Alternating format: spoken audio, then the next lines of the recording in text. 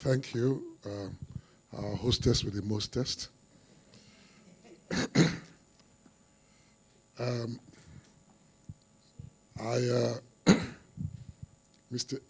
the president of the Endocrine Society, our amiable First Lady of Ogun State, my sister and my brother's wife, representatives of the Lagos State First Lady, of course, the big shot in our midst today, the Honorable Minister, represented by a surgeon, not by an endocrinologist, I wonder. But let me tell you that he is an endocrine surgeon. I'm happy that Dr. Remoso is not introducing me, because he will have called me past president, previous president, ex-president, outgone president. But as long as he doesn't call me late president.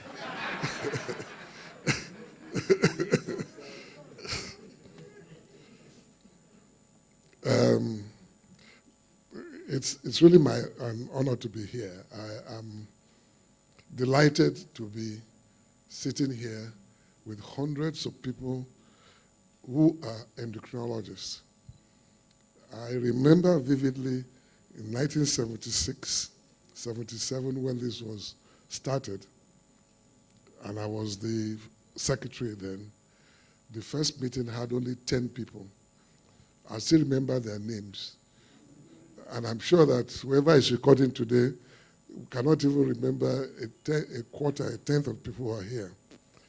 And we were debating what name to call the society, whether just plain Nigerian Society of Endocrinology.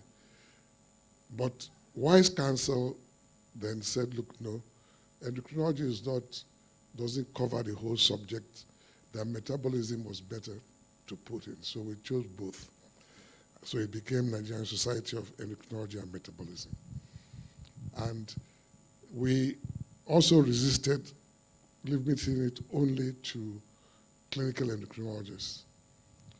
And so people like Professor Ade Grillo of blessed memory, who was an anatomist, was the first person was the first chairman of the Endocrine Society. And we had some very well-heeled clinical endocrinologists like Professor Adedevo who deferred to him. So I'm not surprised when our first female president, Professor Adegoke, was a physiologist, and she's here. She's famous for herself, not because her daughter wanted to be prime minister of the head of the Commonwealth. We thank God for her.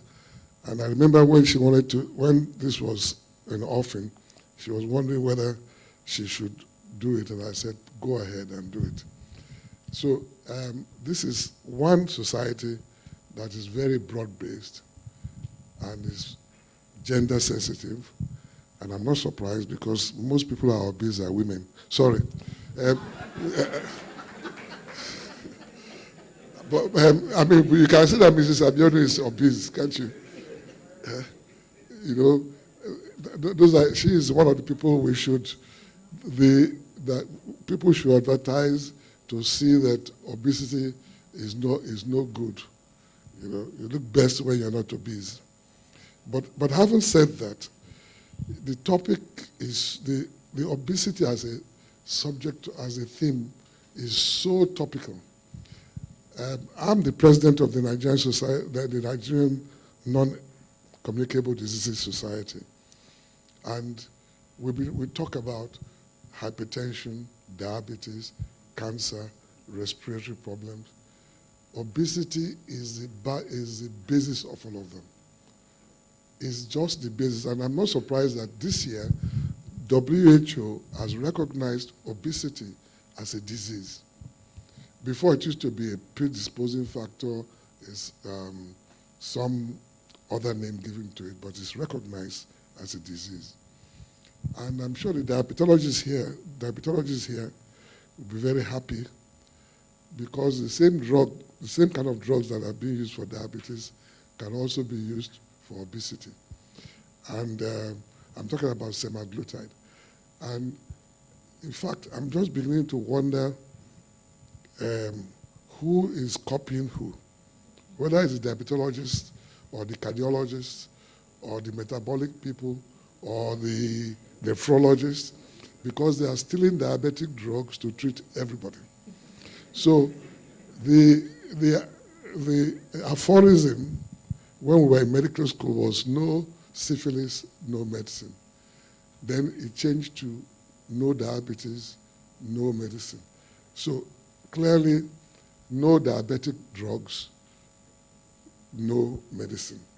And the cardiologists and so, we welcome them to the field.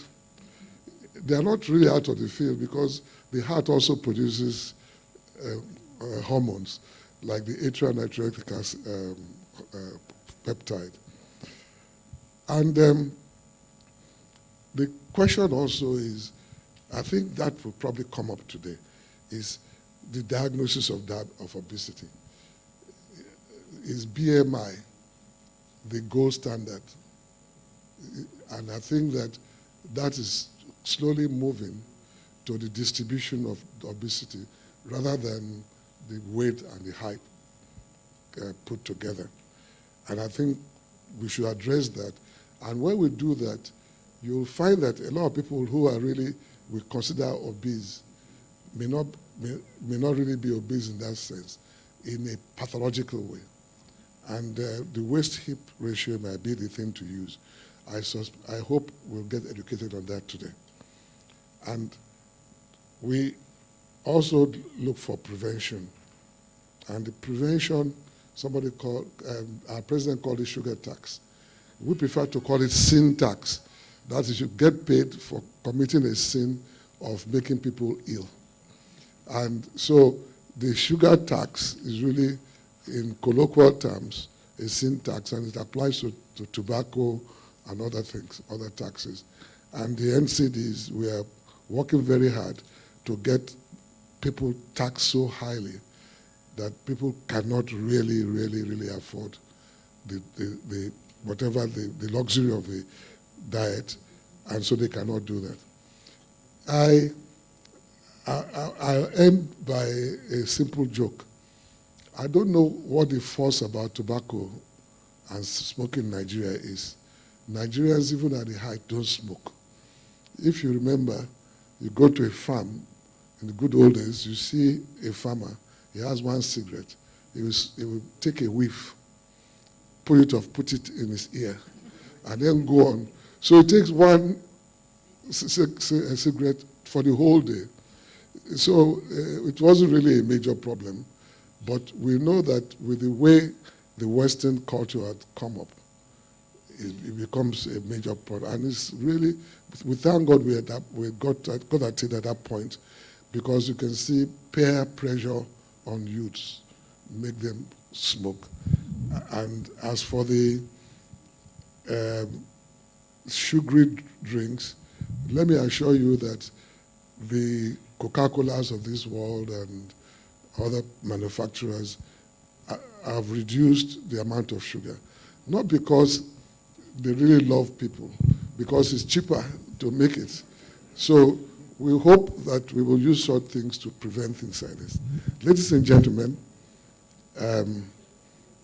your past president and life president, but not late president, wishes everybody a beautiful seminar for today, and thank you for listening.